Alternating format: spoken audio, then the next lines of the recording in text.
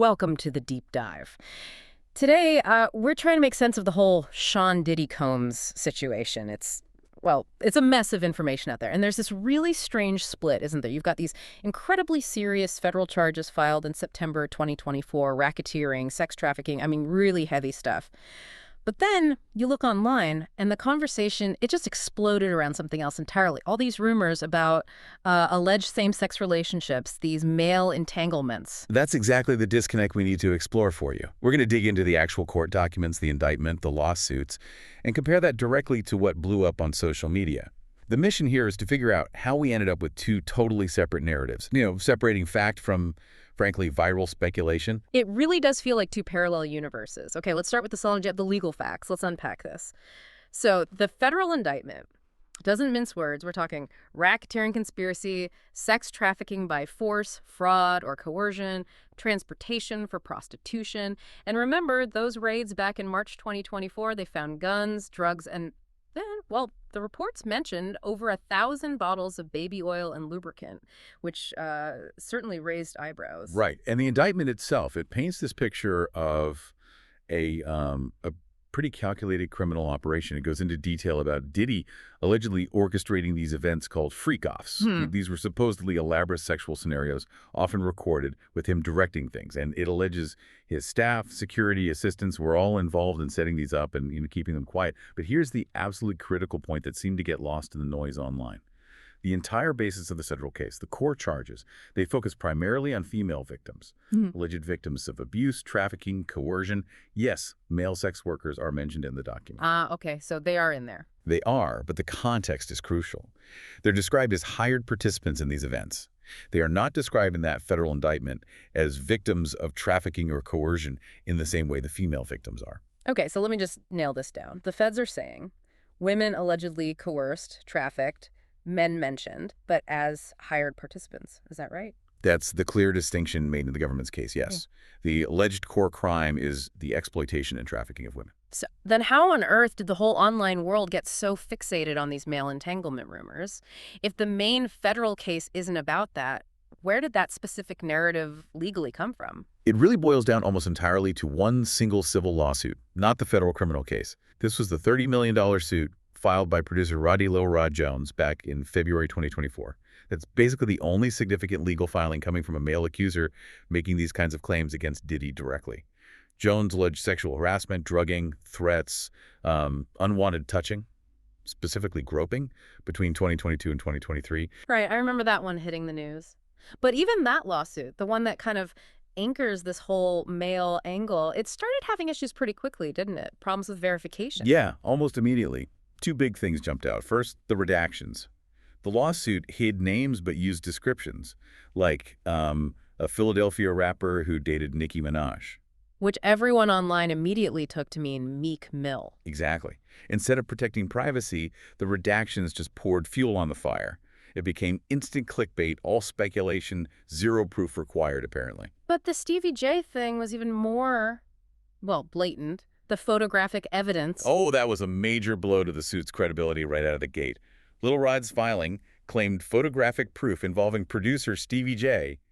But then, almost immediately, a gay adult film actor called Knockout went public saying, hang on, those pictures, that's me, not Stevie J. Wow, how does that happen? A basic visual identification mistake like that in a multi-million-dollar lawsuit. It's a huge question. Doesn't that just make you question everything else in there if they got that wrong? It absolutely invites skepticism.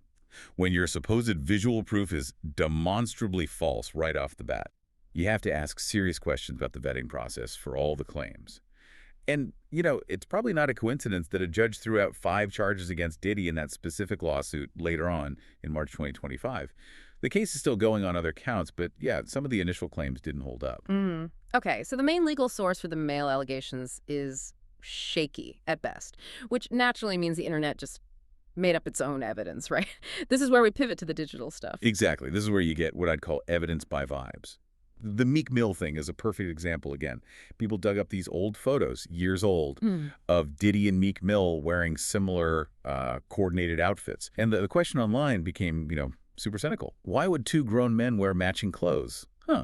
implying something suspicious. Hang on, is there not a perfectly normal explanation for that in their world? Of course there is. It completely ignores decades of professional context and, hip-hop culture. Music videos, album covers. Promotions, tour merchandise, branding. Think Run DMC. Matching tracksuits with their whole thing. Coordinated looks are standard practice. Those photos only look suspicious after Diddy got arrested. It's pure confirmation bias. People were already looking for proof of the rumor, so they twisted old, normal photos to fit. And it didn't stop at photos. Things escalated to actual audio, didn't they? This supposed explicit recording involving Meek Mill. Yes, and that's where it gets really murky and, frankly, quite dangerous. This audio started circulating right after Diddy's legal troubles exploded. Meek Mill himself instantly called it a smear campaign. He suggested it was AI, a deepfake, and honestly, in today's world, that's entirely plausible. It's a deep fake problem. We just don't know what's real anymore. Precisely. It's a crisis of authenticity. If AI can make audio that sounds exactly like someone, how can you trust any recording you hear online? Any photo, any video clip can be weaponized. It changes how you have to approach everything you see online, especially in these high-stakes situations. It really does. The burden of proof has shifted. You, the consumer, have to be incredibly skeptical now. You almost have to assume it could be fake until proven otherwise. And then there's the French Montana example, just pictures of them together at parties, right? The pool party photo, that video of Diddy singing Happy Birthday. Stuff that had been public for ages. Suddenly, because Diddy's arrested, these old mundane interactions are reframed as something sinister. Just because they were near each other? It's pure guilt by association. Diddy was, arguably the biggest figure in the industry for a long time. Of course, other major artists were at his events. Being at a party doesn't mean you're involved in criminal activity. But again, people viewed old images through this new biased lens created by the arrest and the rumors. Okay, so you have flawed lawsuits, twisted photos, maybe fake audio, and then you have people just making claims. Like Gene Deal, Diddy's former bodyguard, he popped up with some pretty wild stories. Right, Gene Deal became a really prominent voice pushing these rumors. He made claims about Diddy buying sex toys, and he heavily insinuated something inappropriate happened with Ja Rule in a hotel room. But how credible is he? What's his background here? Well, that's where you have to apply scrutiny. Deal's claims are completely anecdotal. Just his word, years later. There's no corroborating evidence presented. And, crucially, you have to look at potential motives. Gene Deal is known to be very close friends with 50 Cent. Diddy's biggest, longest-running public rival. Exactly. That relationship alone raises serious questions about bias. Plus, consider the timing. He starts making these sensational claims after Diddy's arrested, when the media spotlight is on.